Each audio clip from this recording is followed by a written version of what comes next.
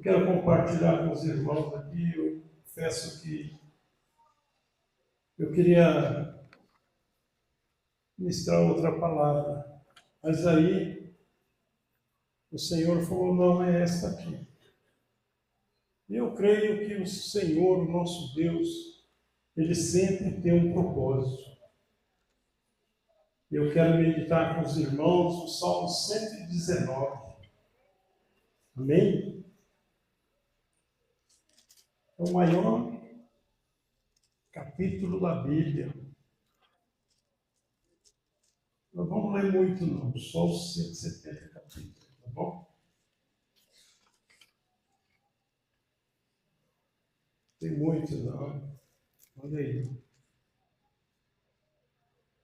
176 capítulos. Olha que bênção. Versículos.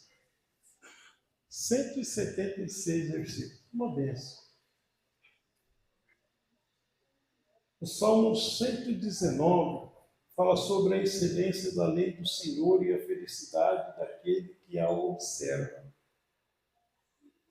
Diz assim o versículo 1, a minha Bíblia, ela é Almeida. Diz assim: bem-aventurados que trilham caminhos retos e andam na lei do Senhor. Bem-aventurados os que guardam seus testemunhos e buscam de todo o coração, e não praticam a iniquidade, mas andam nos seus caminhos.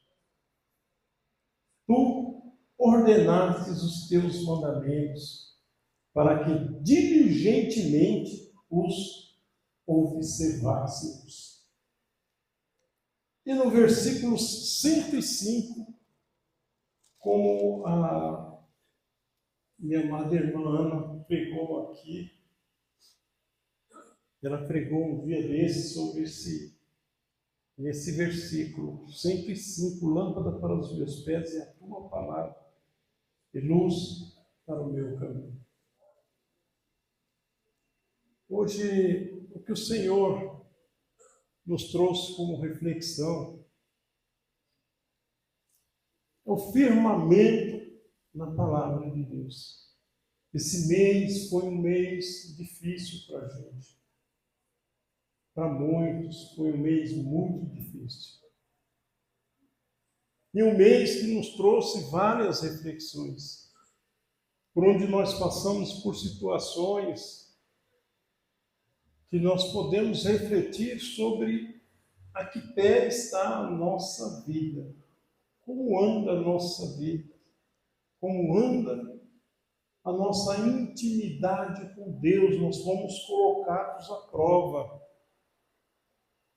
Como está a sua intimidade com Deus? O que nós temos feito da palavra que nós aprendemos de Deus? O Evangelho, como eu sempre digo, ele não é teórico, ele é prático. E nós podemos comprovar isso, porque não basta o conhecimento das Escrituras. Eu quero contar uma breve historinha aqui. Trabalhava ali numa empresa e com vários irmãos, tinha irmãos de todas as denominações. E aí quando foi um dia, eu estou lá trabalhando, lá que eu trabalhava serviço pesado e tudo, estou trabalhando, daqui a pouco, oh, misericórdia, João! Eu falei, o que foi, meu irmão? Pensei que ele tinha se machucado, né? Vem aqui!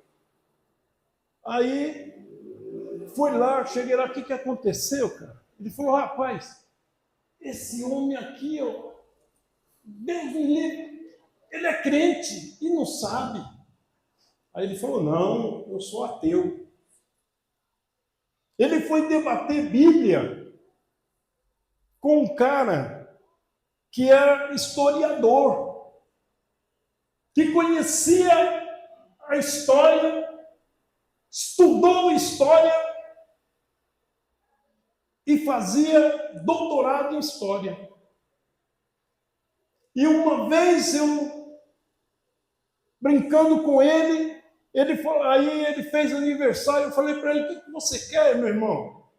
Ele falou, João, eu tenho tudo. O que eu fiz? Eu dei uma Bíblia de estudo para ele.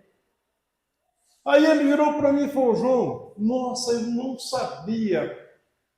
Eu tinha lido todos os livros, mas ainda não tinha lido a Bíblia. Foi o melhor presente que eu já ganhei. Quanta história bonita tem na Bíblia. E esse meu amigo, meu irmão, ele foi debater com ele. E por ele ser historiador, ter uma boa argumentação, ele falou, não, aqui, conhecia tudo. E por incrível que pareça, ele era uma pessoa de boa índole. Mas o que faltava para ele? O brilho do Espírito Santo. Isso é o que faz a diferença na vida de quem conhece a palavra de Deus e de quem conhece um versículo bíblico. Se você pelo menos observar um versículo, amar a Deus sobre todas as coisas e ao próximo como a ti mesmo, você tem o Espírito Santo de Deus. E aqui nós falamos desse salmo aqui, 119, que fala sobre a observação da palavra.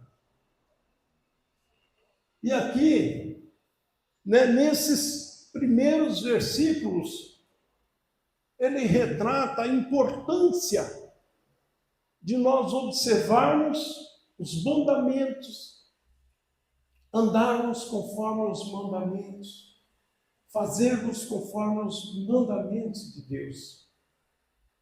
É um evangelho prático, não é teórico, conheço tudo, sei.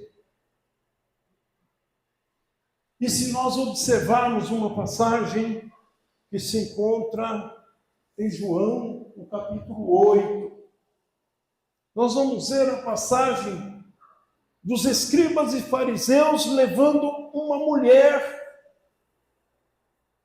para ser apedrejada porque ela adulterou. E uma frase que me chamou a atenção, que Jesus virou para ele e falou assim: o que não tiver pecado, atire a primeira pedra. E aí, nos faz lembrar o seguinte: eles conheciam tudo, sabiam tudo, mas não tinha prática. Faltava para eles a prática da palavra. Faltavam para eles o entendimento de que a palavra precisa entrar e transformar a nossa vida. Porque se a palavra não nos confrontar, não está valendo de nada. E quando nós somos colocados à prova, às vezes nós recebemos um não tão grande de Deus que a gente fala assim: será possível?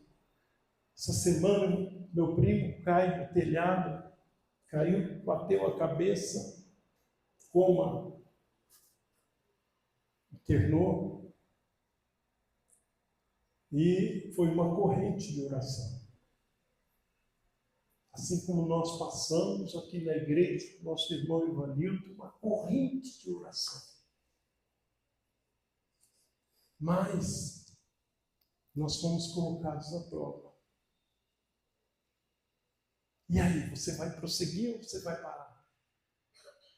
Deus falou: não, é chegado o tempo, está pronto, está preparado.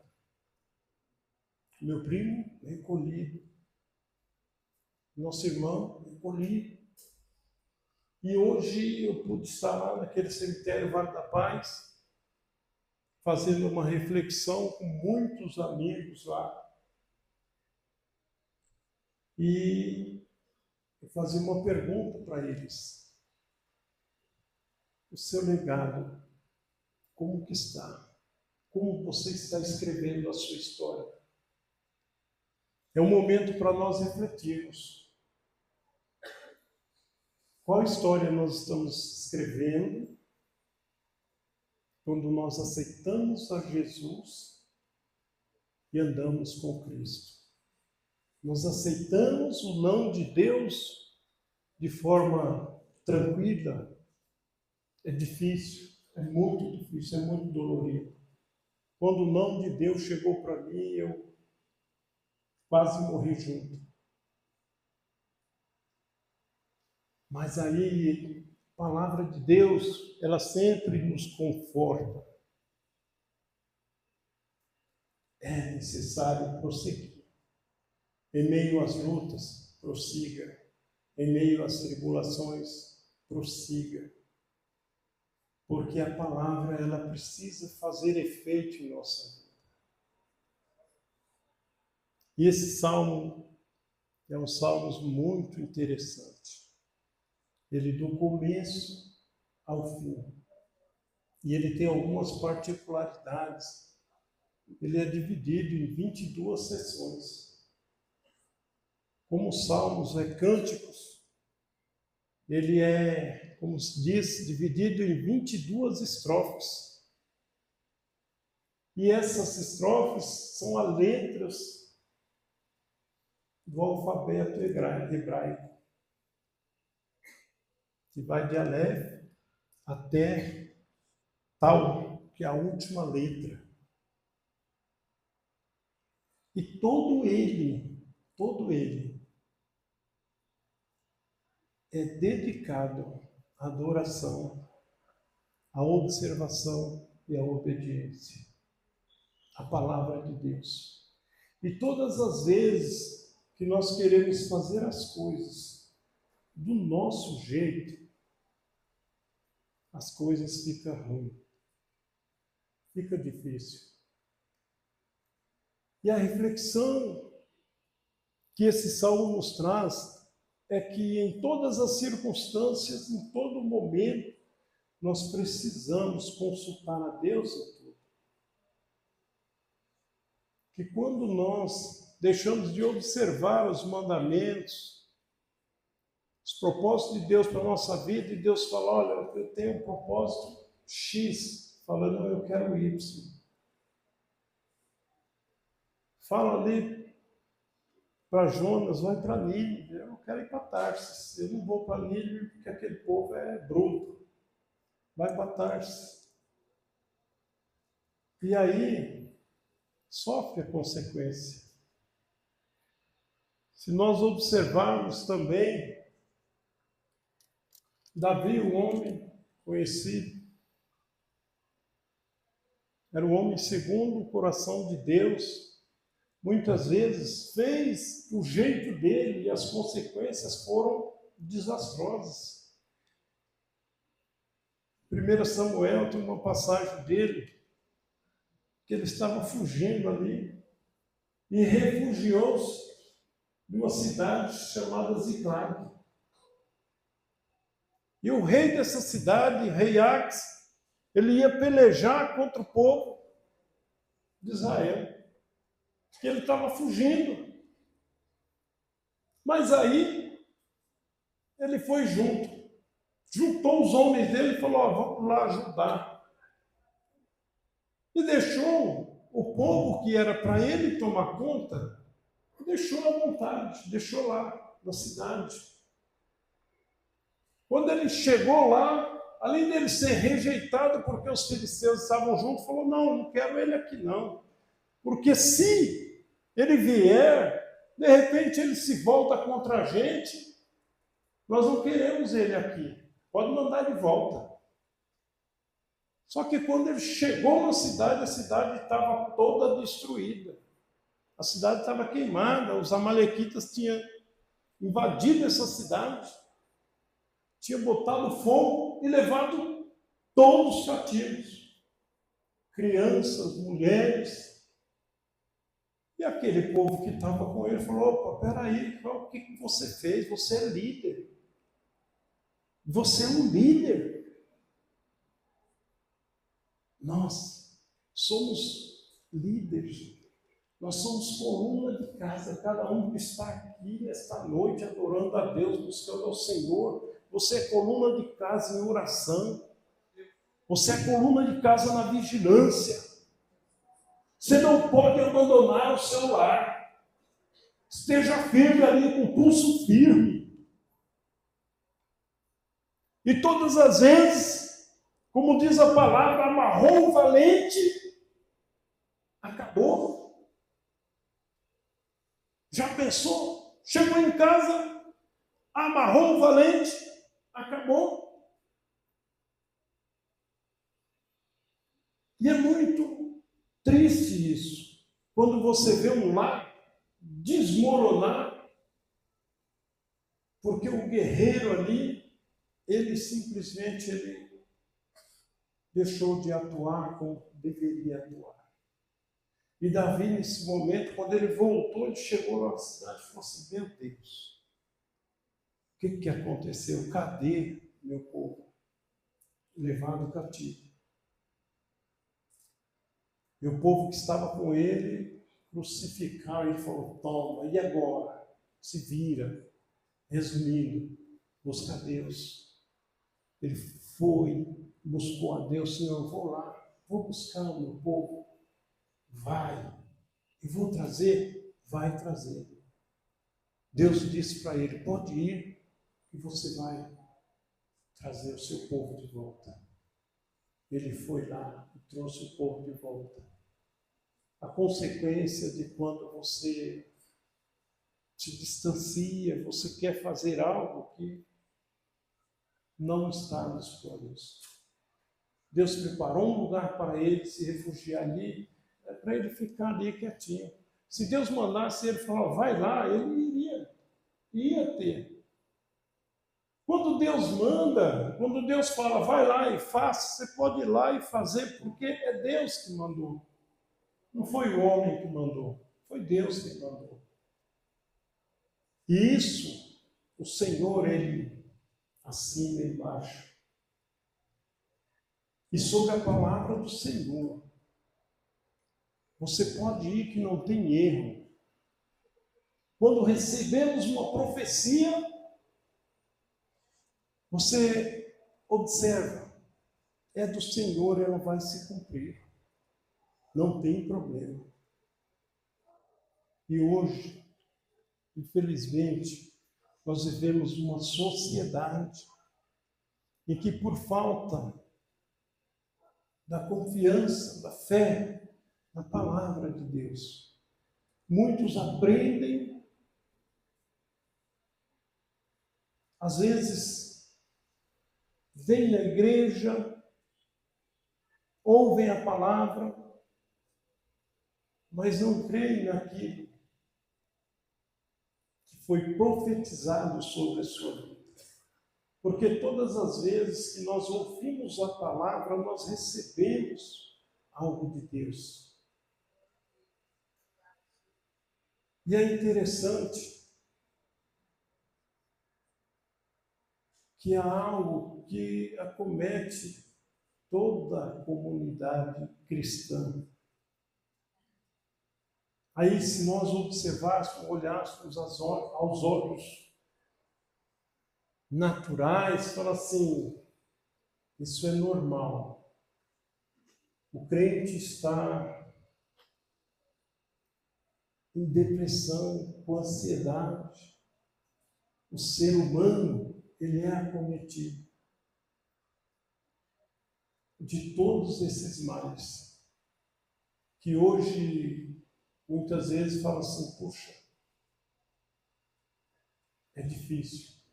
Só quem passa sabe o que é a depressão, a tristeza que entra no coração, que parece que tem uma força descomunal. Mas tudo tem um início. E às vezes nós deixamos de acreditar nas promessas de Deus para a nossa vida. Nós temos escolhas E quando você está firmado na palavra de Deus, firmado em Cristo, com intimidade com Deus, você escolhe andar com Cristo. Lâmpada para os meus pés é a tua palavra e luz para o meu caminho. Esse termo é muito interessante, esse versículo, porque antigamente eles amarravam aquelas lamparinas cerâmica nos pés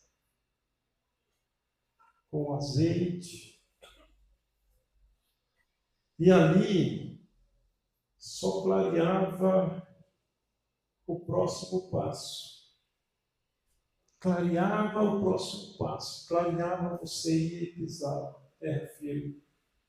Clareava, você ia e pisava, terra firme. O Evangelho de Cristo é dessa forma. É todo dia. Porque o inimigo, ele anda ao nosso derredor. E qualquer vacilo, a sua lâmpada se apagou, você pode estar pisando num buraco, numa armadilha e caindo. E o inimigo, de repente, ele está ali, ó, o seu pé ali, ó, esperando você vacilar para ele soprar e apagar a sua lâmpada. E você está no escuro, sem saber aonde pisa. E o alerta é muito forte. Nós precisamos estar atentos. Nós precisamos crer. Isso é sobre fé.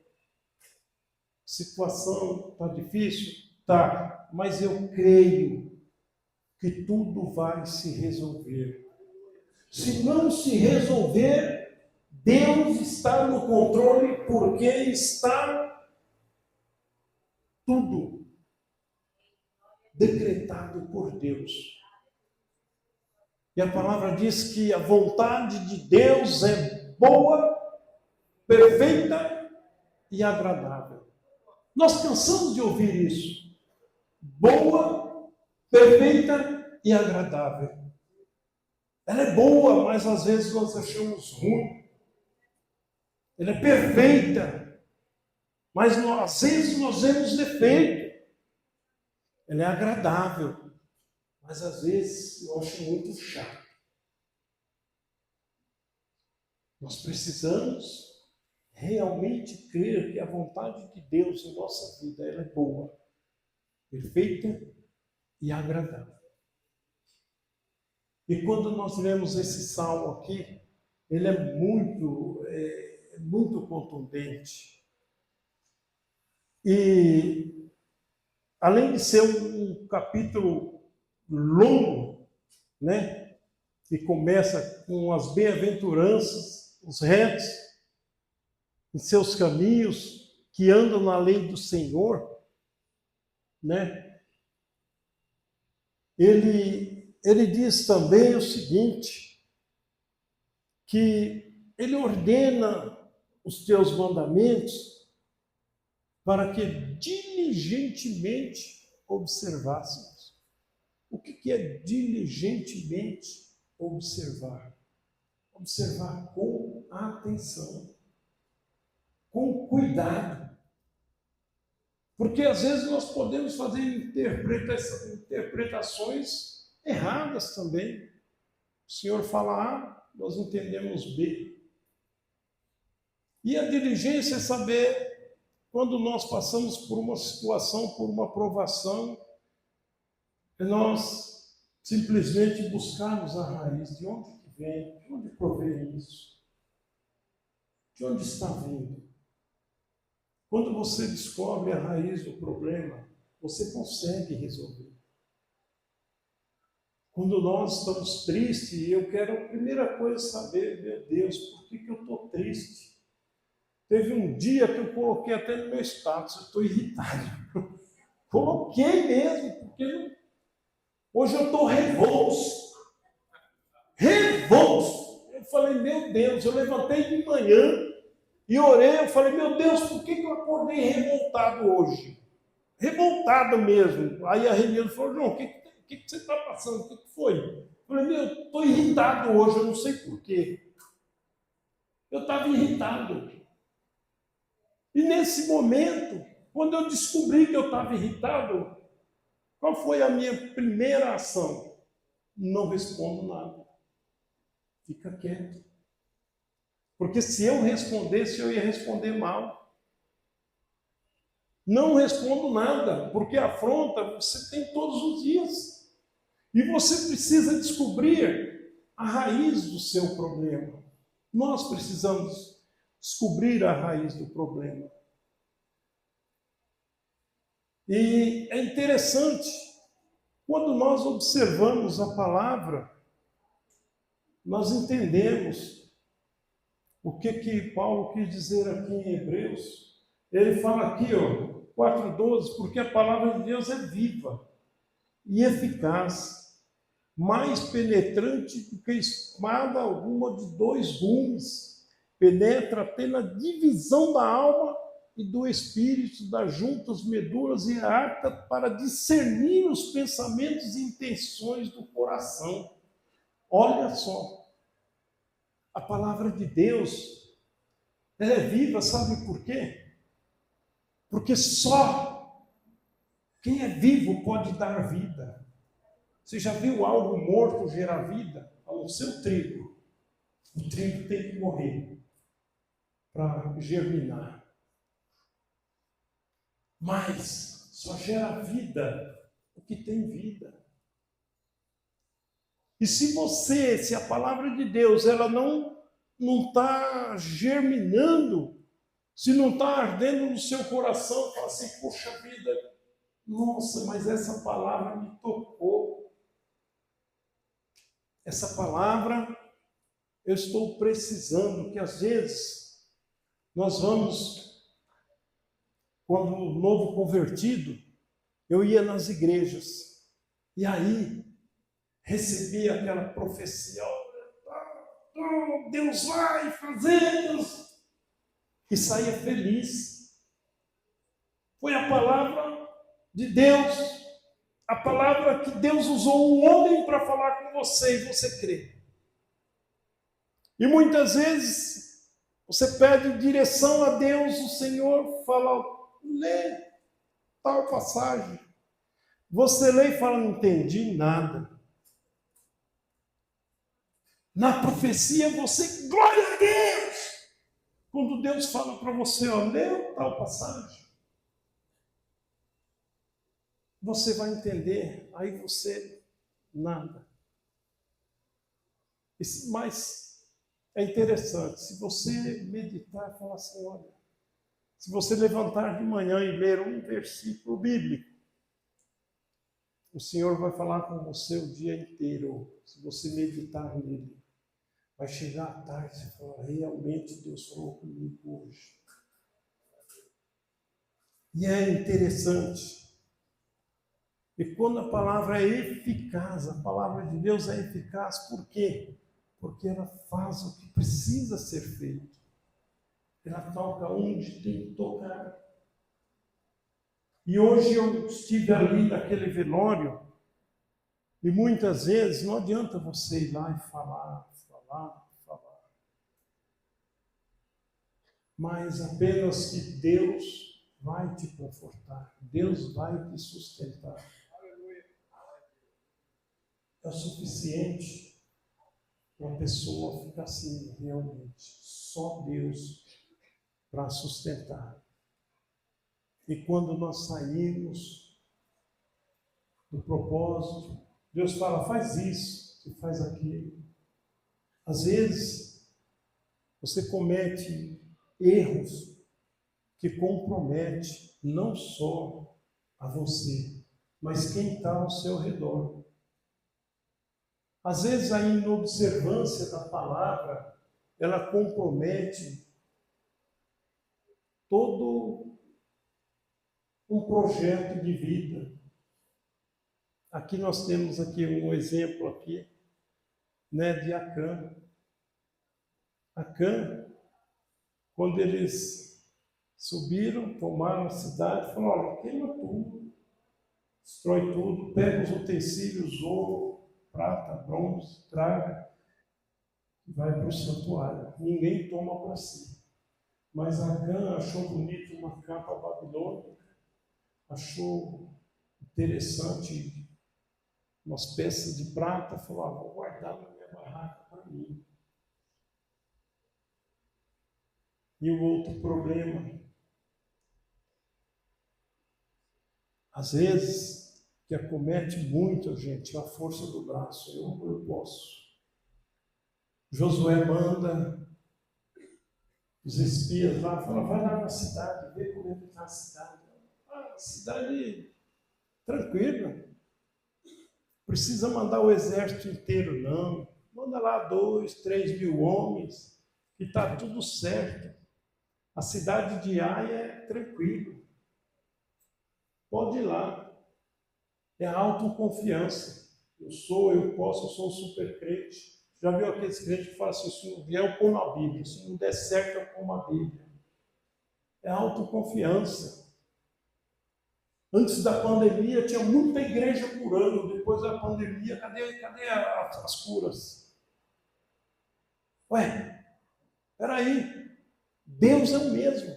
Deus cura. Deus cura, realmente cura.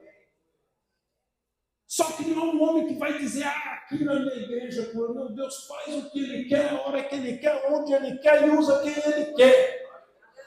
Deus é o mesmo que cura, que salva, que liberta. E não aquele que usa do nome de Deus para sensacionalismo. E aí, nós nos deparamos com algumas situações desse tipo. E é muito interessante que nesse contexto, só para encurtar aqui, esse homem vai lá, pega as coisas, leva, faz, põe lá na barraca dele, na cabana. Josué vai lá, manda na cidade, vai conferir a autoconfiança. Eu posso, eu faço, não precisa, só 2, 3 mil homens. Nosso exército é muito mais forte, foram lá derrotados. Saíram correndo, envergonhados. A autoconfiança, ela faz isso. A autoconfiança, ela simplesmente faz com que você tenha prejuízos. A nossa confiança precisa estar em Cristo, em Deus. Quando nós colocamos o Senhor na frente, as coisas acontecem. E nesse contexto, eles perderam 36 homens, morreram. E o povo falou, olha, mas olha o que você fez. Nós fomos destroçados, envergonhados. Josué vai consultar Deus. E Deus revelou para ele o que aconteceu. Olha, eu não mandei que tudo isso fosse destruído, que ninguém tomasse nada para si. Então, chama os líderes para que eles confessem. Chamaram os líderes. E chegou na vez de Acã. Acã falou, fui eu que peguei. Teve uma consequência, e essa consequência foi para todos. E muitas vezes nós tomamos decisões que afetam a nossa casa, que afetam a nossa vida espiritual, que afetam várias áreas em torno da nossa vida. Por isso a palavra de Deus ela é muito séria. Nós precisamos observar.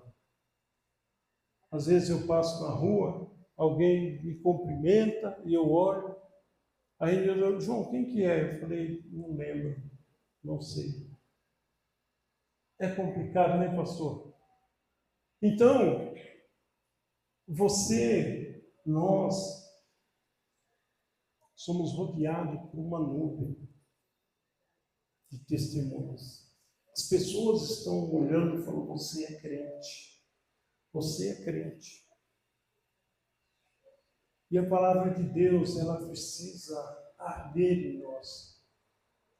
Ela precisa nos confrontar, fazer a diferença. Quando nós formos confrontados, nós precisamos falar, eis-me aqui, envia-me a mim. Eu estou aqui, Senhor. Eu estou despedaçado, mas eu estou em pé na tua presença, estou procurando caminhar. Eu estou quebrado, mas eu estou andando na tua direção. E quando nós andamos na direção do Senhor, o Senhor, Ele estende as mãos. Ele não vai te despedir de mãos vazias. Quando você dá um passo em direção ao Senhor, com a lâmpada acesa, você vai saber aonde você está pisando. Você vai ter direcionamento da palavra. Nada mais importante do que você pedir direção da palavra em todas as áreas da sua vida. Às vezes uma coisa simples. Você pode pedir direção, Senhor, me direciona para que eu não faça coisa errada, me direciona para que eu não faça nenhum negócio, me direciona para que eu não tome atitude que não seja na sua direção. O Senhor, Ele te direciona. E muitas vezes você vai fazer alguma coisa, mas você pediu direção de Deus, falou, Senhor, não deixa acontecer nada que não estiver na tua vontade. A coisa não dá certo. Né, Renilda? Pois é. A Renilda, nós fomos viajar, ela inventou de comprar um iPhone 15. Quero comprar um iPhone 15. Eu falei, Renilda, pelo amor de Deus, tem tanta coisa. Eu quero um bicho, a gastadeira. Pensa no bicho gastador. Ela gosta. Eu trabalho para isso. Se você vai falar, não tem jeito. Eu trabalho para isso. Tá bom, chegou lá, fez lá, comprou 6 milhões e não sei quanto. O dinheiro lá do Paraguai. Eu não lembro o nome da moeda lá. Eu sei que estava 6 milhões e não sei quanto. O cara foi lá, fez tudo bonitinho. Tem nota, tá tudo certo. Eu vou pegar lá vamos pegar lá no estoque lá e já vai pegar lá. Tá bom. Aí foi lá, daqui a pouco voltou. Aí eu pedi para configurar. Eu falei, configura para mim lá, porque eu não sei configurar, né? A sorte é que ela tinha saído para lá, porque se ela estivesse lá, talvez ela pegava lá e falava, vambora. Aí eu falei, não, configura para mim aí, que eu não sei. Quando ele foi configurar, o iPhone só funciona na Argentina. Meu Deus! Oh Deus! Obrigado, Deus! Cancela a compra, glória a Deus! O direcionamento de Deus, igreja, é para tudo. Né? Será, bicho? Não vai não, bicho. Não faz isso não. Senhor, o Senhor está vendo. Mas o direcionamento de Deus para a nossa vida é nas pequenas coisas. Quando a palavra de Deus, ela arde no seu coração, algo acontece. A sua vida muda. A sua vida muda. Eu falam com todas as letras. Posso perguntar para qualquer um aqui, se você era melhor antes ou é melhor agora. Né, Rogério? Fala, Rogério. Fala, Serginho, como que você era sem Jesus? Pensa num moleque atribulado. Serginho, hoje está aí, ó, homem de Deus. Dedéu, né, Dedéu? Rapaz, a gente virava no samba, fazia, acontecia. Eita Deus! Mas é melhor agora. Com Jesus é melhor. E que a palavra do Senhor ela possa fazer a diferença na sua vida, na minha vida, na sua casa, na sua família. A palavra de Deus é maravilhosa. Como diz aqui Paulo, ela é viva, eficaz, mais penetrante, espada. Ela vai lá e corta o fundo da alma. Quando a palavra arde no seu coração, é Deus falando com você, é Deus te orientando. E quando Deus te orienta, nada pode impedir de você receber a sua bênção e a sua vitória. Amém, igreja? Senhor, agradeça a minha oportunidade. Em nome de Jesus. Deus abençoe.